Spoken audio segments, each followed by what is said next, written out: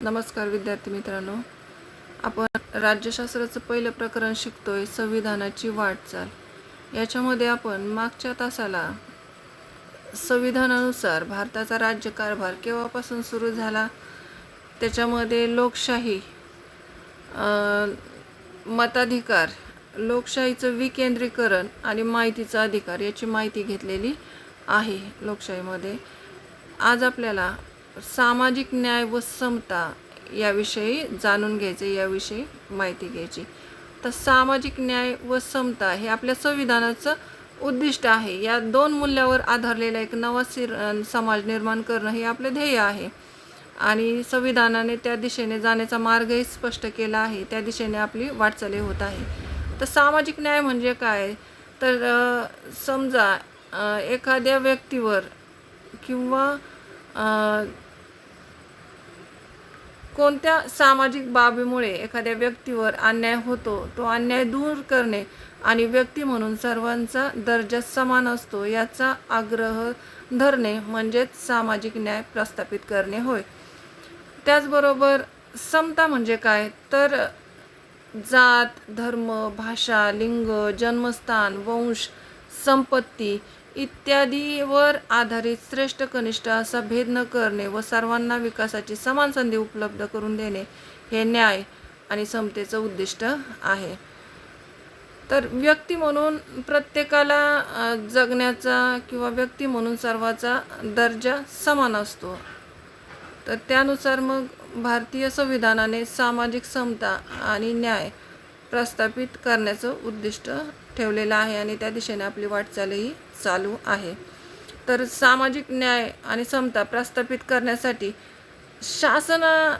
शासनाने समजा धोरण आखले, तर शासनाच्या धोरणांना आणि प्रयत्नांना विशेष महत्त्व असते. पण समाजामध्ये सुद्धा किंवा समाजातील लोकांनी सुद्धा याच्यावर सर्व स्तरावर प्रयत्न करावे लागतात, तरच खऱ्या अर्थाने आपण म्हणू की सामाजिक समता आणि न्याय प्रस्थापित होते. फक्त कायदे करून नाही जमत, तर लोकांनी ते प्रत्यक्षात उतरवण्यासाठी प्रयत्न केले पाहिजे आणि व्यक्ती म्हणून सर्वांचा समान दर्जा आहे हे मानलं पाहिजे. तर त्यामुळे लोकशाही अधिकाधिक सर्वसमावेशक होण्यासाठी सर्व सामाजिक घटक मुख्य प्रवाहात आले पाहिजेत. लोकशाही ही सर्व समाज घटकांना सामावून घेण्याची प्रक्रिया आहे. लोकशाहीमध्ये कुणी कमी नाही, कुणी जास्त नाही, तर सर्व समाज घटक समान. तर सर्व समाज घटकांना समाजामध्ये सामावून घेण्याची प्रक्रिया आहे आणि त्याचप्रमाणे समावेशित लोकशाहीमुळे समाजातील संघर्षही कमी होतात. आणि या सर्व दृष्टीने आपल्या देशात कोणते प्रयत्न झाले ते आपण बघू की समाजातले संघर्ष संपुष्टात येण्यासाठी कोणते प्रयत्न झालेले आहेत स्वतंत्र भारतामध्ये. बघू आपण की समाजामध्ये सर्व समान, समता आणि न्याय प्रस्थापित होण्याच्या दृष्टीने काय पावलं उचलले गेलेत. तर पहिलं आहे राखीव जागांचं धोरण. आता आपल्या भारत देशामध्ये आपल्याला सगळ्यांना माहिती वेगवेगळ्या जातीचे, धर्माचे, पंथाचे लोक राहतात. यामधल्या काही जाती श्रेष्ठ, काही कनिष्ठ आहे आणि मग ज्या कनिष्ठ समजले गेलेले आहेत, तर हा लोकसमूह जो आहे, समाज घटक जो आहे, तो पूर्वीपासून शिक्षण आणि रोजगाराच्या संधीपासून दीर्घकाळ वंचित राहिलेला आहे.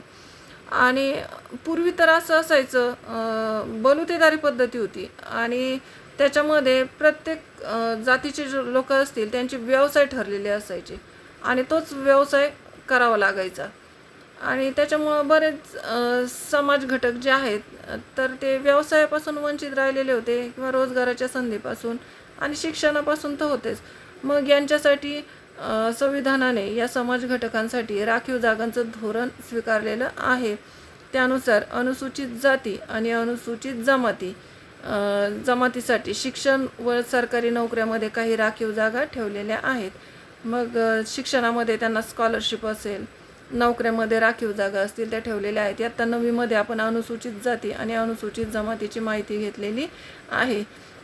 त्याचप्रमाणे इतर मागासवर्गीय जे आहेत त्यांच्यासाठी सुद्धा राखीव जागांची तरतूद केलेली आहे. तर अनुसूचित जाती आणि अनुसूचित जमाती ज्या आहेत तर यांच्यावरील अत्याचारापासून संरक्षण देणारा कायदा. सामाजिक न्याय आणि समता प्रस्थापित करण्याच्या दृष्टीने हा एक महत्त्वाचा कायदा आहे.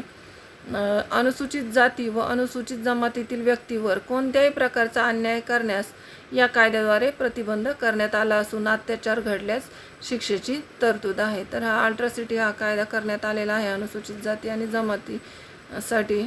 तर अत्याचारापासून संरक्षण देणारा हा कायदा आहे. तर या कायद्यातील वरील कायद्यातील तरतुदी वाचा आणि शिक्षकाच्या मदतीने त्या समजून घ्या.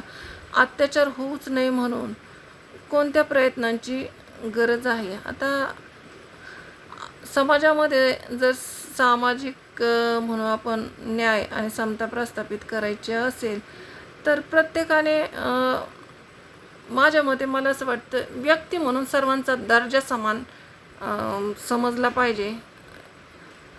असं जर समजलं तर मग अत्याचार होणारच नाही. प्रत्येकाला जन्माला आल्यानंतर जगण्याचा अधिकार आहे, स्वतंत्र जगण्याचा अधिकार आहे, आपल्या विचारानुसार जगण्याचा अधिकार आहे, त्यालासुद्धा विकासाच्या संधी आहेत. हा प्रत्येकाने विचार केला पाहिजे तरच अत्याचार कमी होतील.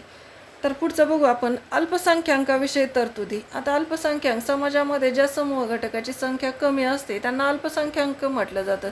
मग कोणकोणते समूह घटक जे आहेत ते कमी आहेत तर आपण याच्यामध्ये म्हणू मुस्लिम, ख्रिश्चन, जैन, शीख, पारशी हे कसे आहेत अल्पसंख्याक आहेत. तर भारतीय संविधानाने अल्पसंख्याकांचे संरक्षण करण्यासाठी अनेक तरतुदी केल्या आहेत. तर त्याच्यामध्ये एक अल्पसंख्याकांना शिक्षणाच्या व रोजगाराच्या संधी मिळाव्यात यासाठी शासनाने अनेक योजना राबवल्या आहेत. भारतीय संविधानाने जात, धर्म, वंश, भाषा, प्रदेश घटकावर आधारित भेदभाव करण्यास प्रतिबंध केलेला आहे. तर आपण व्यक्तीची जात, धर्म, वंश, भाषा किंवा प्रदेश या घटकावर आधारित भेदभाव करू शकत नाहीत. त्याचबरोबर अल्पसंख्याकविषयी व्यापक तरतूद असून त्यांना समतेचा हक्क आहे, समानतेचा, स्वातंत्र्याचा हक्क आहे, शोषणाविरुद्धचा हक्क आहे. जर शोषण वगैरे त्यांचं झालं तर न्यायालयामध्ये ते दाद मागू शकतात. त्यानंतर सांस्कृतिक अधिकार, त्यांचं काय संस्कृती आहेत, कोणत्या धर्माचं पालन करायचे, त्यांचं धर्माचं पालन करणे किंवा भाषा जपणे. तर हे सांस्कृतिक आणि शैक्षणिक हक्कामुळे सुद्धा अल्पसंख्याकांना मूलभूत स्वरूपाचे संरक्षण मिळाले आहे. आता पूर्वीपासून भारतामध्ये अनुसूचित स्वातंत्र्यानंतर त्यांना अनुसूचित जाती आणि जमाती याच्यामध्ये समावेश केला. तर त्या शिक्षणापासून रोजगाराच्या संधीपासून वंचित तर राहिले, पण अजून एक घटक होता की समाजामध्ये त्याला स्थान दुय्यम होतं, नगण्य होतं असं म्हणू आपण. तर त्या होत्या महिलांना शिक्षणाच्या संधी नव्हत्या. चूल आणि मूल इथपर्यंतच त्यांचं क्षेत्र मर्यादित होतं. बघू आपण यांच्याविषयी काही कायदे झालेले आहेत का. तर स्वातंत्र्योत्तर काळापासून महिला सक्षमीकरणाच्या प्रयत्नांना सुरुवात झाली. महिलांमधील निरक्षरता दूर करणे, त्यांना विकासाच्या पुरेशा संधी देणे यासाठी राष्ट्रीय आणि आंतरराष्ट्रीय पातळीवर महिलांच्या समस्याची दखल घेऊन काही धोरणे निश्चित करण्यात आली आहे. आता इथं बघा आपल्या पहिल्या महिला स्त्री शिक्षिका सावित्रीबाई फुले. आता महात्मा फुलेंनी काय केलं, त्यांना शिकवलं. ते ओळखून होते की एक स्त्री शिकली का ती अख्ख्या कुटुंबाला शिक्षित करते. त्यांना नव्हतं का शिकवता येत, पण त्यांनी आपल्या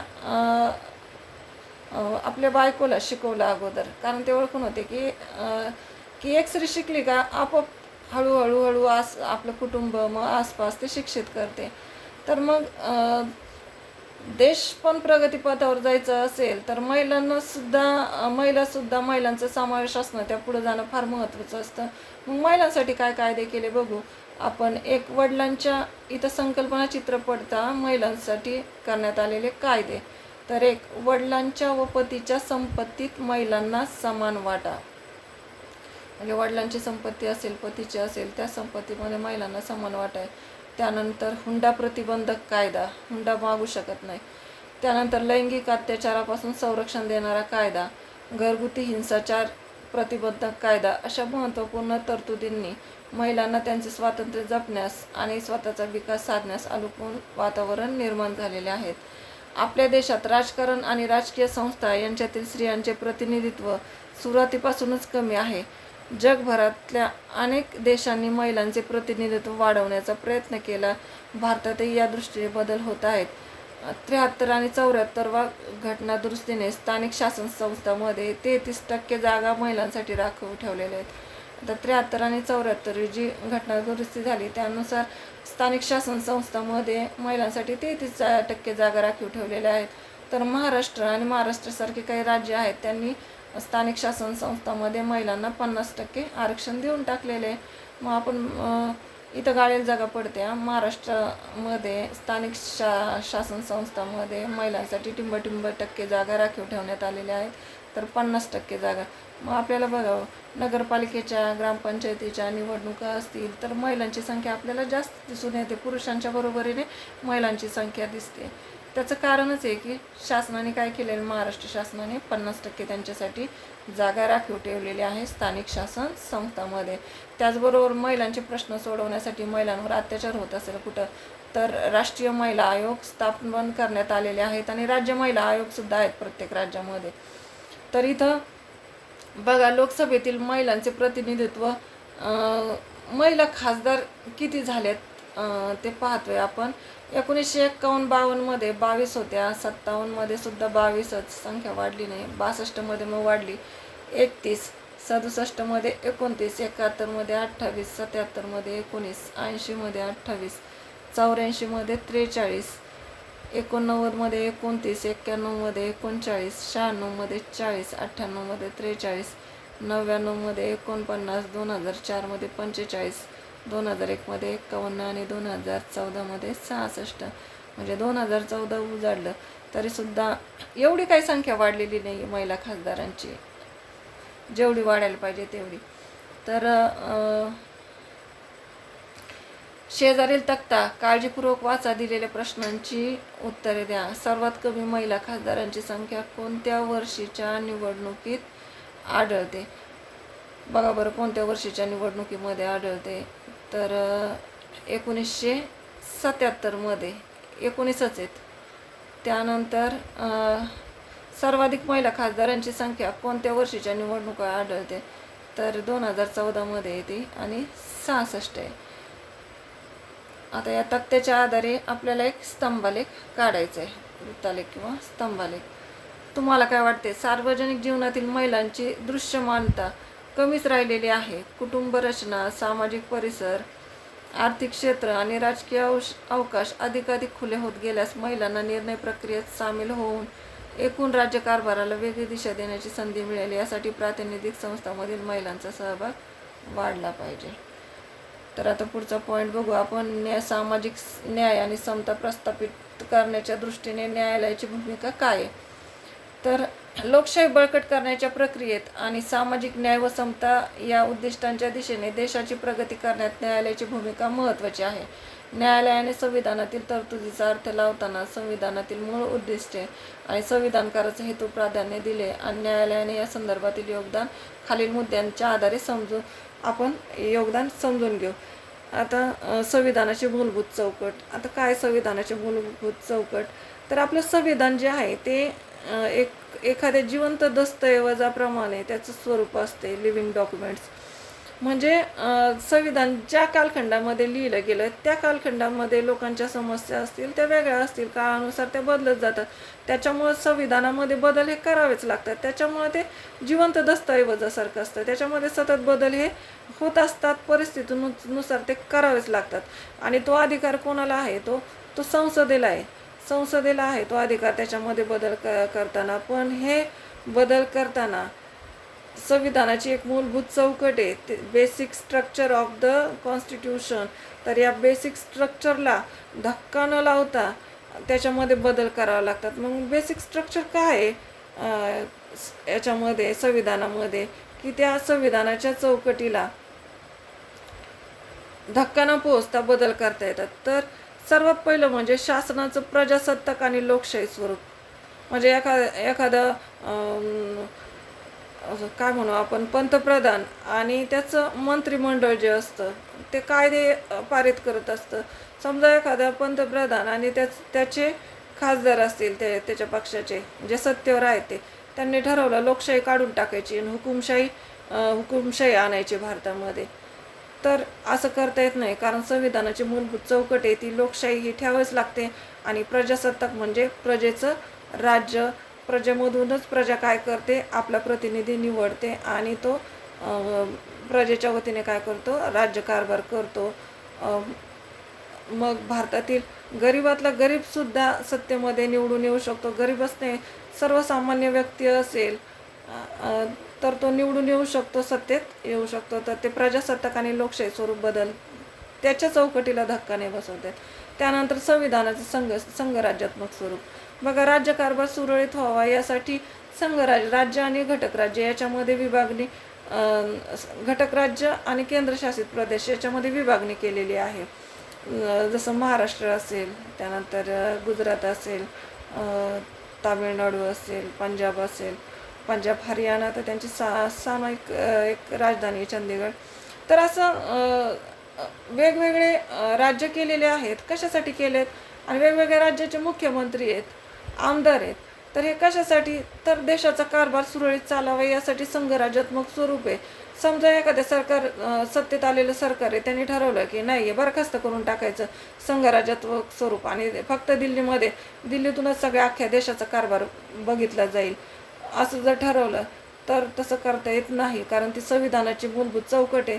राज्य ठेवावंच लागतात, जसं आहे तसं स्ट्रक्चर हे ठेवावंच लागतं. याच्यामुळे बेसिक स्ट्रक्चरमध्ये बदल करता येत नाहीत.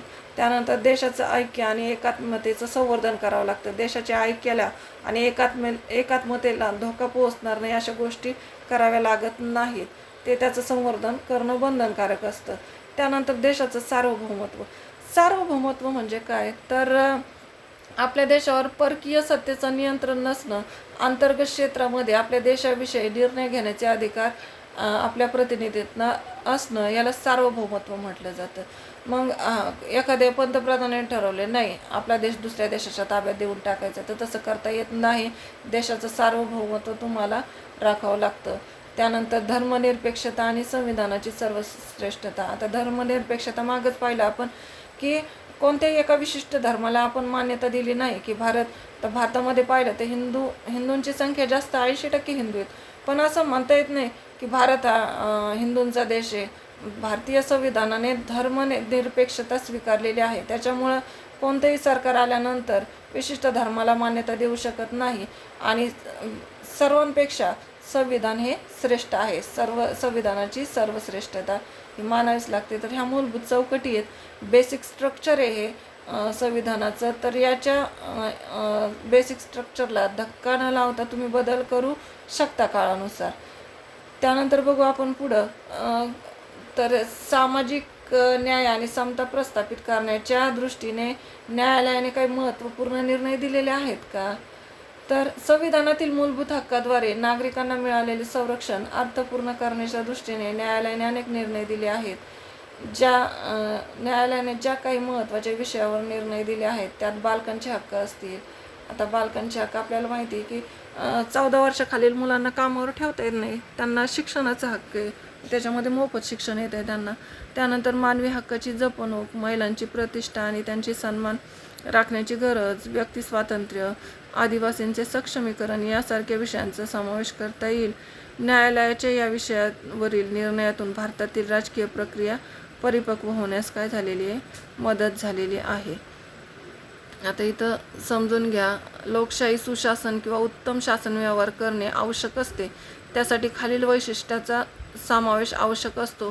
सुशासनाची वैशिष्ट्ये लोकशाहीत आणण्यासाठी काय करावे लागेल? उत्तरदायित्व, जबाबदारी जाणणारे सरकार, प्रभावी आणि कार्यक्षम सरकार, प्रतिसादात्मक सरकार, पारदर्शी कारभार, न्याय व सर्वसमावेशक विकास, शासकीय यंत्रणेवरील व निर्णय प्रक्रियेत लोकांचा सहभाग. आता पुढे काय जाणून घ्या. सर्वोच्च न्यायालयाने अलीकडच्या काही वर्षात वरील विषयावर काही निर्णय दिले आहेत ते शोधा आणि त्यावर चर्चा करा. त्याच्यामधलं आपण या प्रकरणातच पाहिलं की पारदर्शी कारभार होण्यासाठी शासनाने किंवा आपण म्हणून न्यायालयाने आपल्याला माहितीचा अधिकार दिलेला आहे. तर अजून बाकीचे काय तुम्ही शोधायचे आहेत आणि त्याच्यावर चर्चा करायची. भारतातील लोकशाहीच्या संदर्भात संविधान, त्यावर आधारित शासनाने केलेली वाटचाल याचा आढावा आपण या प्रकरणामध्ये घेतला. अर्थात भारतीय लोकशाही पुढे आव्हाने आहेत. आता बरीच लोकशाही यशस्वी होण्यासाठी प्रयत्न केला जातोय, पण तरीसुद्धा आव्हाने आहेत. जसं आपल्याला माहिती आहे की नक्षलवाद केवढं मोठं आव्हान आहे भारतीय लोकशाही पुढं, पण तरीसुद्धा वाटचाल आपण चांगली केलेली आहे भारत स्वतंत्र झाल्यानंतर. तर शासनाच्या कायद्यामुळे, धोरणामुळे सर्व समस्या संपुष्टात आल्या याचा अर्थ नाही. आजही आपल्या पुढे अनेक नवीन प्रश्न आहेत, परंतु लोकशाहीसाठी आवश्यक असे किमान जनमानस आकारास आलेला आहे आज. आता हे प्रकरण संपलेलं आहे. पुढचं आपल्याला दुसरं प्रकरण भारतातील निवडणूक प्रक्रिया याविषयी आपण माहिती घेणार आहोत. पुढच्या तासाला आपण राज्यशास्त्राचं दुसरं प्रकरण चालू करू. या प्रकरणामध्ये लक्षात ठेवा, भारताचा संविधानानुसार कारभार कधी सुरू झाला, त्यानंतर लोकशाही कशा प्रकारे राबवली जाते भारतामध्ये, कशा मुक्त आणि न्याय वातावरणामध्ये निवडणुका होतात, त्यानंतर मताधिकार लक्षात ठेवा. मताधिकारमध्ये सुरुवातीला वय जे होतं ते 21 वर्ष होतं आणि नंतर 21 वरून 18 वर्ष करण्यात आलं. त्यानंतर लोकशाहीचं विकेंद्रीकरण, की शासनाचा कारभार व्यवस्थित चालावा यासाठी लोकशाहीचं विकेंद्रीकरण करण्यात आलेलं आहे. त्यानंतर माहितीचा अधिकार मिळाल्यामुळं 2005ला आपल्याला मिळाला. त्याच्यामुळं शासन आणि जनता याच्यातील संवाद वाढलेला आहे आणि शासनाचे कारभार पारदर्शी झालेले आहेत. आणि आत्ता आपण पॉईंट पाहिला, सामाजिक न्याय आणि समता. त्याच्यामध्ये राखीव जागांचं धोरण, सामाजिक न्याय आणि समता प्रस्थापित करण्याच्या दृष्टीने राखीव जागांचं धोरण घेतलेलं आहे. अनुसूचित जाती आणि जमातीसाठी त्यांच्यावर होणाऱ्या अत्याचारापासून संरक्षण देणारा कायदा केलेला आहे. त्यानंतर अल्पसंख्याकांविषयी तरतुदी करण्यात आलेल्या आहे. महिलांसाठी कायदे केलेले आहेत. आता इथं आपण पाहिलं, महिला खासदारांची संख्या कमीच आहे, वाढली पाहिजे ती संख्या, आणि त्या दृष्टीने प्रयत्न झाले पाहिजे. तर न्यायालयाची भूमिका काय ती आपण पाहिली. संविधानाची मूलभूत चौकट इथं लक्षात ठेवा चुकीबरोबरमध्ये, की संविधान एखाद्या जिवंत दस्तऐवजाप्रमाणे असते. चुकीबरोबर ते बरोबर आहे. तर हे प्रकरण संपलेलं आहे. पुढच्या तासाला आपण राज्यशास्त्राचं दुसरं प्रकरण शिकू. ओके, थँक्यू, धन्यवाद.